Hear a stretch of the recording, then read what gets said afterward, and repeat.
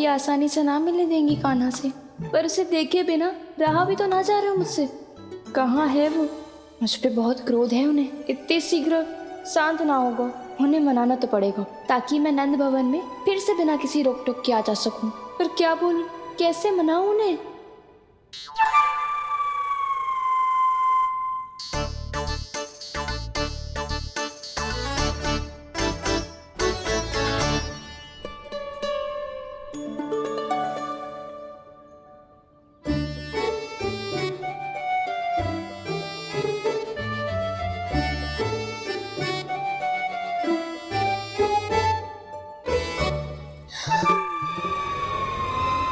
वाह, जिसने मेरे लल्ला पर चोरी का आरोप लगायो, वो ही आज मेरे घर में चोरी चोरी प्रवेश कर रही है। नाना भाभी, ऐसी कोई बात ना है, मैं तो बस ये देखने आई थी कि जसोदा भाभी का क्रोध शांत हुआ कि ना?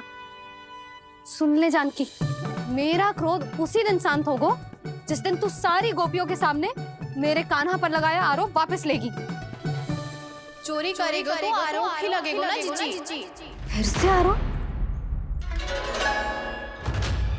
सावित्री, तू भी? कल तक मुझे ये थोड़ी पता था जीजी कि आपका कान्हा सच्ची में माखन चोरी में पारंगत है।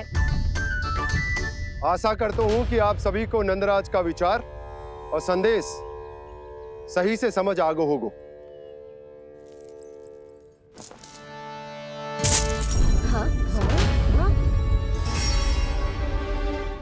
सिक्कों की खनक बता रही है कि पोटली कितनी भारी है। एक ही दिन में कितनों धन पा गई जे। हमें भी इससे अधिक धन अर्जित करना होगा, तभी तो हम अपने उज्जवल का भविष्य उज्जवल कर पाएंगे। पहली बार कछु बुद्धि की बात की है तूने। नंदराज, हमारे मन में आपका बहुत सम्मान है, पर हम जो करना चाह रहे हैं वो लोभ ना है, वो तो विकास है। हाँ नंदराज, हम अपना और अपने संतानों का भला बुरा सोचे बिना कब तक अपना जीवन इस प्रकार जीते रहेंगे? फिर पिछले 4 वर्षों से हमने आपको कर भी तो ना दियो है।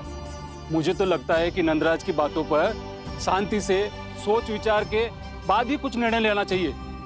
ऐसा मौका बार बार ना दो। नहीं, हमें सोच विचार कर निर्णय लेना है सबने।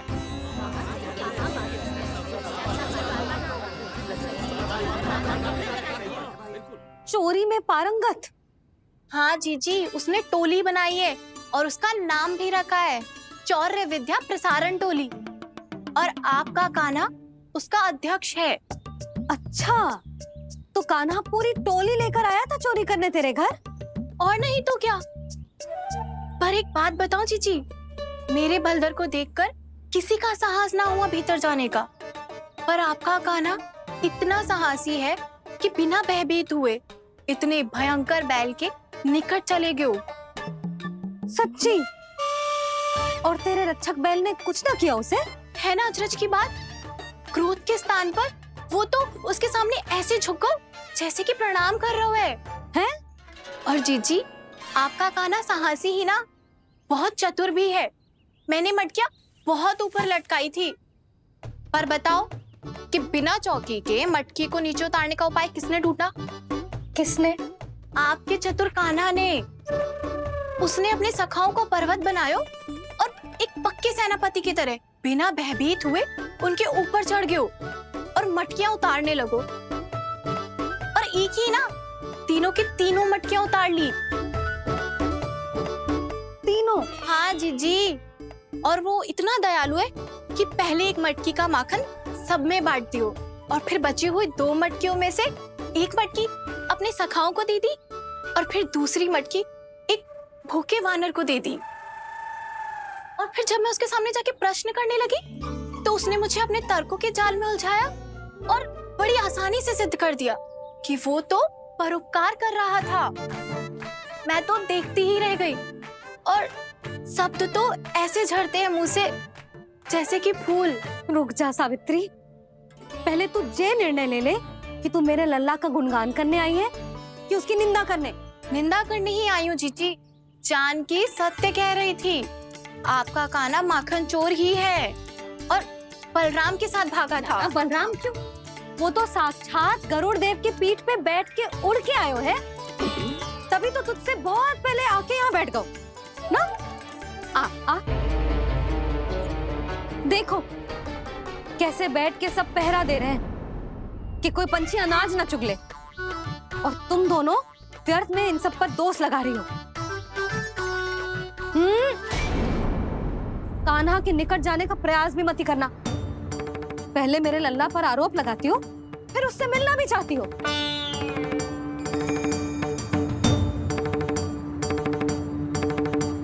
पर जीजी चोरी, अरे उसे तो चोरी का अर्थ भी ना पता होगा। तुम दोनों को नारायण का भय भी ना है क्या? हाँ, मेरे लल्ला पर आरोप लगाने से पहले तुम दोनों को लज्जा ना आई? हे नारायण, अब आप ही बताओ मैं क्या करूं। लग तो है किसी की घोर दृष्टि लगी है कि बार बार मेरे लल्ला पर आरोप लगते हैं। किसी की क्या, तुम दोनों की दृष्टि लगी है। या तो तुम दोनों मनगढ़ंत कथाओं को सत्य बताना छोड़ दो, या फिर कृपा करके मेरे घर आना बंद कर दो।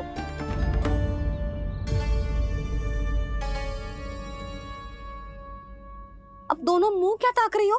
हाँ, जाओ यहां से। और तुम दोनों नंद जी की सभा में क्यों ना गई? हाँ?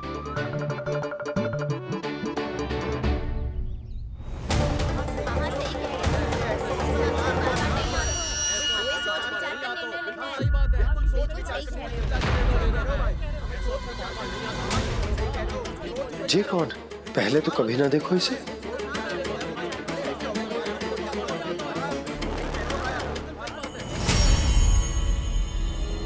कहाँ को? बस करो।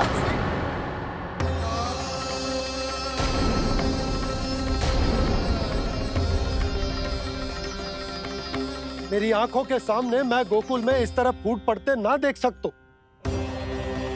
राजा हूं मैं, परंतु आज तक मैंने कोई भी निर्णय आप सब पर ना थोपो और ना ही आज थोपूंगा। मुझे पता है आप सबके पास कल सूर्यास्त तक को समय, इसीलिए मेरी विनती है कि आप घर जाकर रात्रि को इस बात पर पुनः विचार अवश्य कीजिएगा। सोचिएगा कि कोई भी व्यापारी अविश्वसनीय रूप से सस्ता क्रय विक्रय क्यों करेगा, जब तक कि उसका कोई छुपा हुआ लाभ ना हो।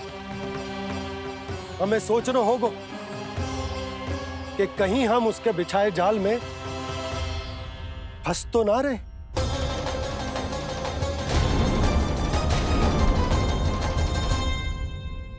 बच गए भैया, जैसे तैसे ही सही, पर समय से पहले पहुंच ही गए हो। सावित्री मौसी कनेक सी बात को इतना बड़ा चढ़ा के बोल रही थी जितना उज्जवल भी ना बोलतो।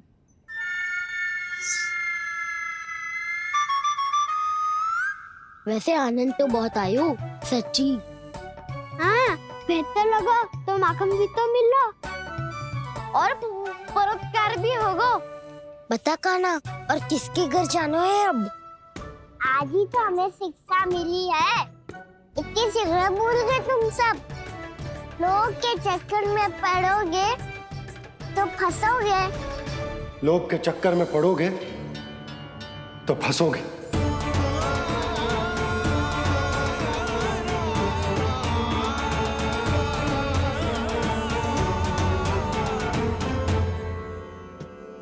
चोर, चोर कह रही है मेरे निर्दोष से बालक को। अब तो इन दोनों ने अति ही कर दी है।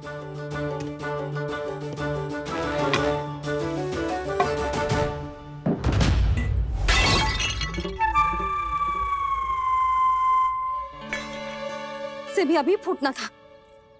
वैसे ही मैं इतनी चिंतित हूं। कैसे समझाऊं इन गांव वालों को?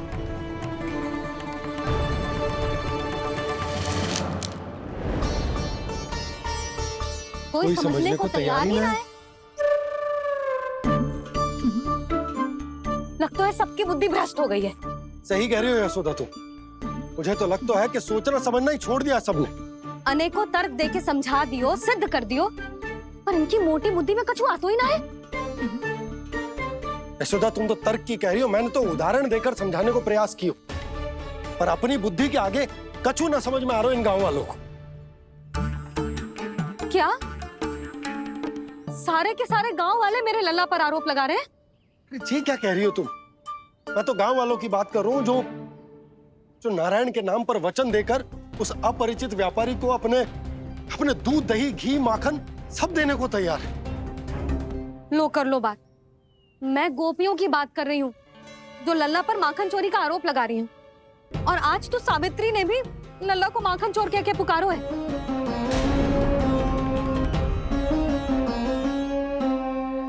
सावधान यशोदा, कहीं बड़ा होकर माखन चोर ना बन जाइए। अच्छा, ये सब आप छोड़ो, स्त्रियों की बात है, मैं संभाल लूंगी। आप ये बताओ, सभा में क्या हुआ? गोकुल में फूट पड़ गई यशोदा, लोभ की फूट।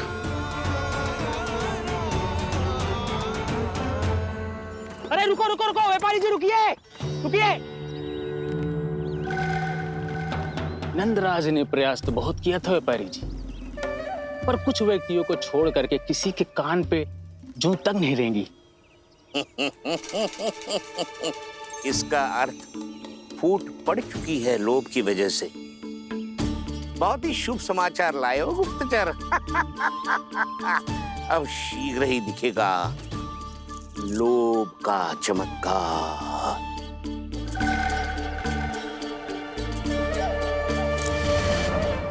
लोभ से बचने को जो पाठ हम कान्हा को पढ़ा रहे थे ना, आज वही पाठ मैं इन गांव वालों को समझाने में असमर्थ रहा। आप चिंता मत करो जी, धीरे धीरे सब ठीक हो जाएगा। तब तक बहुत देर हो जाएगी यशोदा। ये गोकुलवासी मेरे अपने, उन्हें अपनी आंखों के सामने मैं भूल करते ना देख सकता। वो सुलक्षणा, वो उस व्यापारी के प्रभाव में आ गए, और शंकरी मौसी और सुमति भी सुलक्षणा के मार्ग पर ही चल रही। कान खोल के सुन ले बहू, आज से घर में दूध पीनो बंद, दही खानो बंद, और माखन तो बिल्कुल न खानो। पर मैया, पर किंतु परंतु कुछ ना सुननो मुझे। सुलक्षणा की जैसे धनवान बननो है कि ना?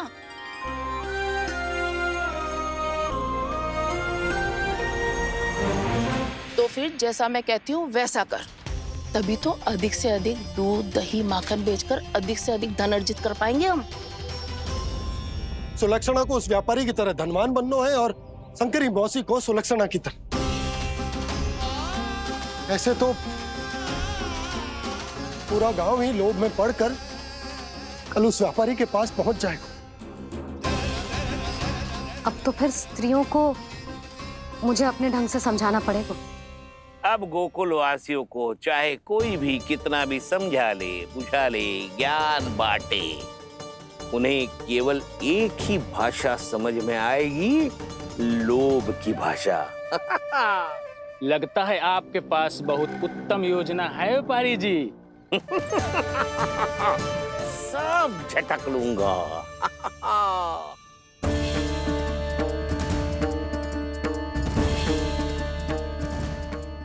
आपको क्या लगता है प्रभु, मैया के समझाने से गोपियां समझेंगी?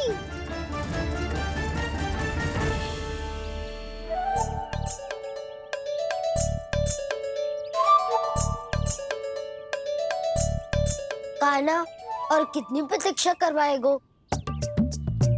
अब बता भी दे, माखन चुराने किसके घर जाना है? इतना आसान ना है निर्णय करना, समय लगता है, सोच विचार करना पड़ता है। पर ये निर्णय किया कैसे जाए पता है मुझे। लगता है ये निर्णय करना पड़ेगा कि बचना कैसे।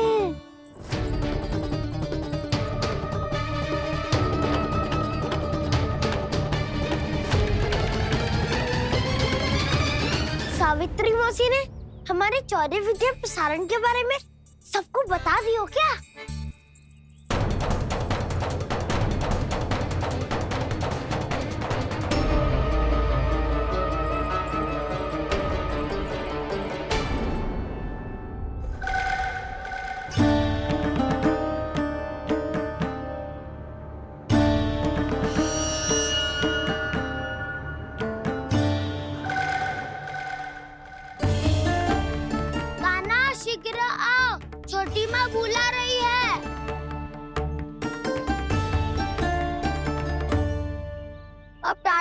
जाएगी और कुटाई भी होगी।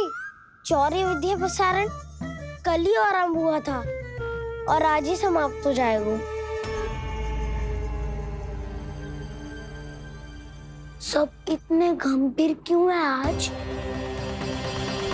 गंभीर तो होंगे ही ना दाऊ, क्योंकि मैया आज अच्छा वाला पाठ पढ़ाने वाली है।